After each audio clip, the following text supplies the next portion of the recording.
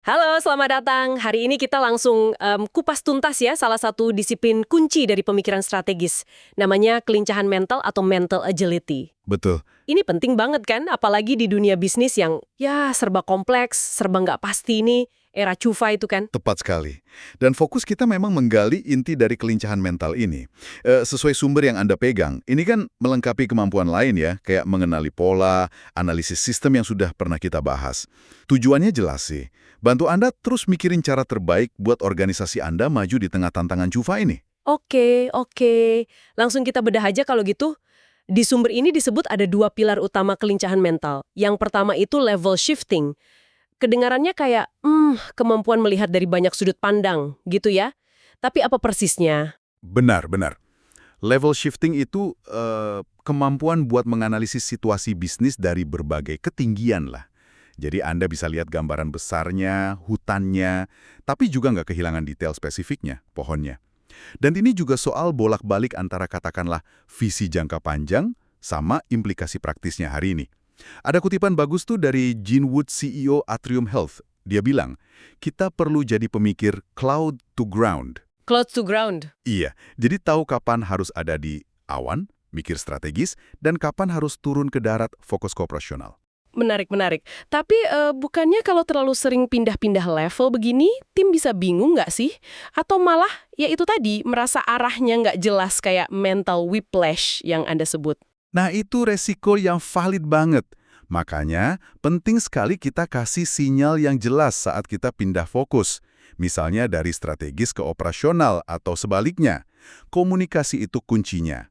Jadi, level shifting itu bukan cuma soal fleksibilitas kita pribadi, tapi juga gimana bahwa tim ikut dalam alur pikir yang sama.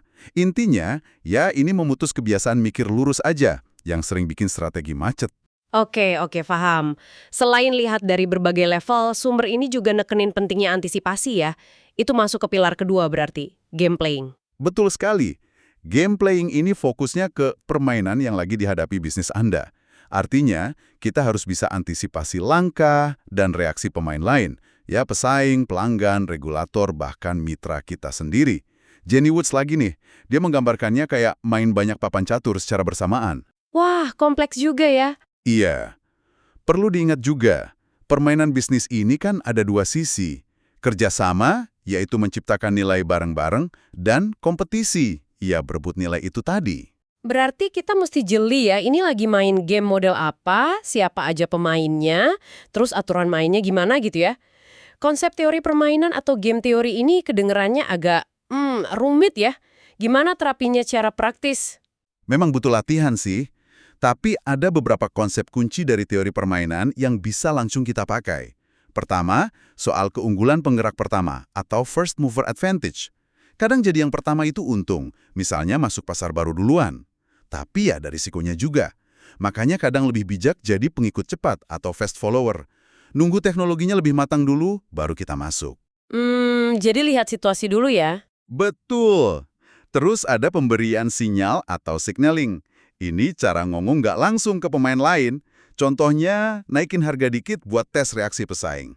Atau bangun pabrik gede sebagai sinyal komitmen serius, biar pesaing mikir dua kali buat masuk.